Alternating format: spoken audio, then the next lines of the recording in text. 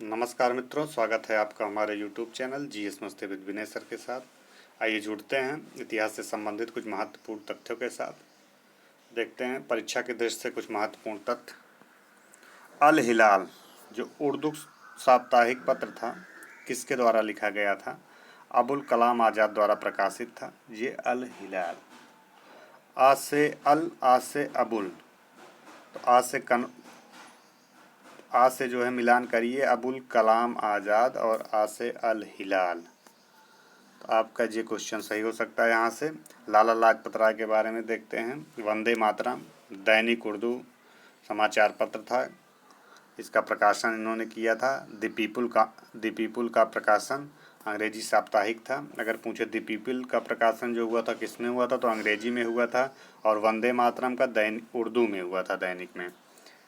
अगला देखते हैं कौमी आवाज़ उर्दू अखबार का प्रकाशन किसके द्वारा हुआ था? जवाहरलाल नेहरू एवं रफ़ी अहमद किदवई द्वारा। किसके द्वारा? जवाहरलाल नेहरू एवं रफ़ी अहमद किदवई के द्वारा ये कौमी आवाज़। राष्ट्र गुफ्तार क्या था? दादा भाई नौरोजी से संबंधित एक पत्र था। राष्ट्र गुफ्तार पूछे तो दादा भाई नौरोजी। कॉमनवेल्थ पत्र के बारे में पूछे, एनिवेशन द्वारा संपादित अंग्रेजी में पत्र था। अल हिलाल के बाद वंदे मातरम, दी पीपुल्स, कौमी आवाज़, राष्ट्र गुफ्तार और कॉमनवेल्थ, ये सब क्या थे? पत्र थे। साप्ताहिक एवं धार्मिक सुधार आंदोलन के बारे में देखते हैं। राजा राम मोहन राय के द्वारा जो लाया गया था। प्रथम भारतीय समाज में व्याप्त बुराइयों के विरोध में आंदोलन। भारतीय पुनर्जागरण का इन्हें पिता कहा जाता था। भारतीय राष्ट्रवाद का पैगंबर कहा जाता है। अतीत और भविष्य के मध्य इन्हें सेतु कहा जाता है। इनको उपाधियाँ कौन कौन सी दी गई थी? भारतीय राष्ट्रवाद का जनक भी इन्हें कहा जाता था। आधुनिक भारत का पिता कहा जाता है। प्रथम आधुनिक पुरुष, इनमें से कुछ भी पूछ ले, इन्हें ये इतनी उपाधियां दी गई थी। तो उपाधियों से भी क्वेश्चन पूछ लेता है। पूछ लेगा किसे भारत का राष्ट्रीयवाद का पैगंबर कहा जाता है, तो राजा राम मोहन राय को। पिता किसे कहा जाता है पुनर्जागरणकार का, तो राजा राम मोहन राय को। प्रथम आधुनिक पुरुष किसे कहा जाता है? राजा राम मोहन राय। युग दूत भी इन्हें कहा जाता है। क्या युग दूत के नाम से किसे जाना जाता है? राजा राम मोहन राय को। आत्मीय सभा इन्हें आत्मीय सभा का संस्थापक माना जाता है, राजा राम मोहन राय को। स्थापना 1815 ईस्वी में। कब हुई थी स्थापना? 1815 ईस्वी में आत्मीय सभा की। उद्देश्य क्या थे इसके? हिंदू धर्म के एकेश्वरवादी मत का प्रचार था। अकबर द्वितीय के बारे में देखते हैं। अकबर द्वितीय ने इन्हें क्या कहा था? राजा राम मोहन राय को राजा की उपाधि दी थी। राजा की उपाधि किसने दी थी? राजा राम मोहन राय को राजा की उपाधि तो किसने दिया था? अकबर ने। राजा की उपाधि अकबर के द्वारा इन्हें प्राप्त थी। इसके बाद तत्कालीन ब्रिटिश साम्राज्य विलियम चतुर्थ के दरबार में भेजा था। किसने भेजा था? तो अकबर ने भेजा था। तत्कालीन ब्रिटिश साम्राज्य विलियम चतुर्थ के दरबार में भेजा था। अगला देखते हैं इनकी मृत्यु कब हुई थी। 27 सितंबर 1833। कितना? 27 सितंबर 1833 में ब्रिस्टल इंग्लैंड में हुई थी। कहाँ हुई थी इनकी मृत्यु? इंग्लैंड में हुई थी। अंग्रेजी शिक्षा के पक्षधर थे। विरोधी मूर्ति पूजा, बाल विवाह तथा सती प्रथा के ये घोर विरोधी थे। तो ये राजा राम मोहन राय से कुछ तथ्य थे। अब देखते हैं दयानंद सरस्वती के बारे में। 1867 ईस्वी। पाखंडनी पताका लहराएं पुस्तक सत्यात प्रकाश थी। प्रसिद्ध कथन क्या था इनका? अच्छा शासन स्वशासन का स्थानापन्न नहीं है। क्या इन्होंने कहा था? अच्छा शासन स्वशासन का स्थानापन्न नहीं है। आर्य समाज के संस्थापक से पूछ ले तो स्थापना 1875 ईस्वी मुंबई में अप्रैल में किए थे। उद्देश्य क्या था? प्राचीन वैदिक ग्रंथ की शुद्ध रूप से पुनः स्थापना की। मुख्यालय कहाँ था इसका? लाहौर था। 1877 ईस्वी में। अगर पूछ लिया आर्य समाज का मुख्यालय कहाँ था, तो लाहौर था। किसके द्वारा ये स्थापित किया गया? दयानंद सरस्वती के द्वारा स्थापित किया गया था। नारा इनका था क्या था? बहुत बार नारा पूछा है। पुनः वेदों की ओर चलो या लौटो, ये बहुत बार नारा इनका पूछा गया। पुनः वेदों की ओर चलो किसका है? स्वामी दयानंद सरस्वती जी का है। दयानंद सरस्वती जी का है। अगला देखते हैं, उपाधि क्या मिली थी इन्हें। भारत का मार्टिन लूथर किंग कहा जाता है। अगर पूछे भारत का मार्टिन लूथर किंग किसे कहा जाता है तो इन्हें दयानंद सरस्वती जी को कहा जाता है। क्या? मार्टिन लूथर किंग कहा जाता है। एकदम ध्यान में बैठा के चलिए इसे। स्वराज शब्द का सर्वप्रथम इन्होंने प्रयोग किया। अगर पूछ लेता डायरेक्ट स्वराज शब्द का प्रयोग सर्वप्रथम प्रयोग किसने किया था तो दयानंद सरस्वती ने किया था। प्रथम गुट पाश्चात्य शिक्षा के समर्थक कौन थे? लाला लाजपत राय। हंसराज दयानंद एंग्लो वैदिक कॉलेज की स्थापना किए थे। और प्रमुख व्यक्ति के बारे में देखते हैं। आर्य समाज का विभाजन 1892 से 93 में द्वितीय गुट जोन था।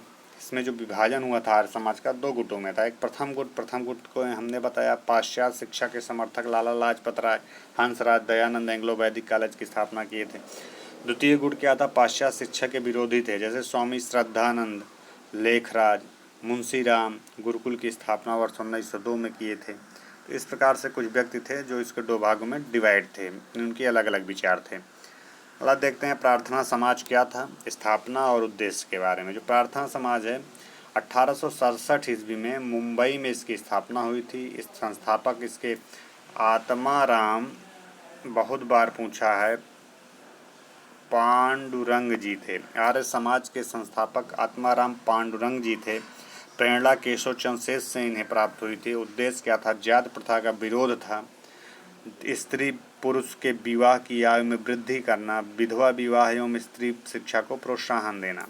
इसका ये मेन उद्देश्य था प्रार्थना समाज का। वर्नाकुलर प्रेस एक्ट क्या था?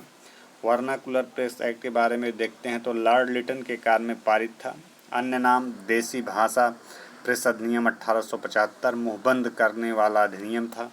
मुंहबंद करने वाले अधिनियम के बारे में कौन सा कहा जाता है तो 1878 का अधिनियम कहा जाता है। वर्नाकुलर प्रेस एक्ट संबंधित है। अर्सकिन पेरी विपरीतगामी और असंगत, अर्सकिन पेरी ने कहा था। यह जो है ये क्या है? विपरीतगामी है और असंगत है। एस.एन. बनर्जी ने क्या कहा था? आकाश से वज्रपात, वर्नाकुलर प्रेस एक्ट के लिए। अगला देखते हैं, परीक्षोपयोगी दृष्टि से कुछ महत्वपूर्ण तथ्य देख लिया जाए। देव समाज के संस्थापक कौन थे? शिवनारायण अग्निहोत्री थे। सत्य शोध समाज बहुत बार पूछा है, ज्योतिबा फूले कौन थे? ज्योतिबा फूले जी थे क्या सत्य शोध समाज के। धर्म सभा राधा कामदेव थे। राधा स्वामी सत्संग कौन थे? तुलसीराम और शिवदयाल थे। साहब स्वामी जी महाराज ने लोग थे। Ramakrishna mission very important, Swami Vivekananda ji थे। तत्वबोधिनी सभा बहुत ही इंपॉर्टेंट थे, देवेंद्र नाथ टैगोर थे। बहुजन समाज मुकुंदराव पाटिल, शंकर राव जाधव थे। विंडो रिमैरिज विष्णु परशुराम थे। एसोसिएशन विंडो रिमैरिज एसोसिएशन के कौन थे? विष्णु परशुराम राम शास्त्री पंडित जी थे। तो ये कुछ संस्थापक थे। कांग्रेस से पूर्व स्थापित राजनीतिक संस्थाएं कौन कौन सी देखते हैं। बंग भाषा प्रकाशिका सभा राजा राम मोहन राय के सहयोगियों द्वारा 1836 में स्थापित थी। लैंड होल्डर्स सोसाइटी, इसका अन्य नाम है जमींदारी एसोसिएशन। स्थापना 1838 ईस्वी कलकत्ता में। उद्देश्य क्या था? जमींदारों के स्वार्थों की रक्षा करना था। संस्थापक कौन थे? इसके संस्थापक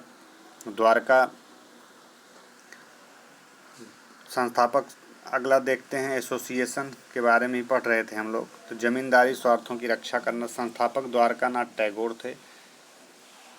पूना सार्वजनिक सभा, स्थापना वर्ष 1870। संस्थापक एम.जी. रनाडे थे और जी.बी. जोशी थे। 2 लोग, एम.जी. रनाडे और जी.बी. जोशी। इंडियन एसोसिएशन, अन्य नाम भारत संघ के नाम से जाना जाता है। जुलाई 1876 में कलकत्ता में इसकी स्थापना हुई थी। संस्थापक इसके कौन थे? सुरेंद्र नाथ बनर्जी जी थे। इंडिया एसोसिएशन के संस्थापक डायरेक्ट पूछेगा तो कौन थे? सुरेंद्र नाथ बनर्जी जी थे। आनंद मोहन बोस के सहयोग से किया था। ब्रिटिश इंडियन एसोसिएशन की स्थापना 1851 ईस्वी में कलकत्ता में। कहाँ? कलकत्ता में। कलकत्ता में हुई थी। संस्थापक राधाकांत देव थे। अध्यक्ष इसके राधाकांत देव जी को माना जाता है। हरिश्चंद्र मुखर्जी, देवेंद्र नाथ टैगोर, राजेंद्र लाल मित्र आदि थे। सेंट्रल मोहम्मडन नेशनल एसोसिएशन के संस्थापक कौन थे? 1800 सर सैयद अली जी थे, अमीर अली जी थे, सैयद अमीर अली जी थे। 1877 ईस्वी में कलकत्ता में स्थापना वर्ष था, 1877 ईस्वी और कलकत्ता में किए थे। मुंबई प्रेसिडेंटी एसोसिएशन 1885 ईस्वी का जिक्र किया जाता है। संस्थापक कौन थे? फिरोज शाह मेहता थे, के.टी. तेलंग थे, बदरुद्दीन तैयब थे। इन्होंने मुंबई प्रेसिडेंसी की स्थापना किए थे।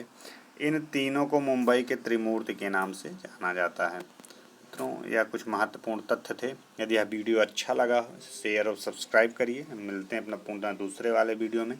तब तक के लिए धन्यवाद मित्रों।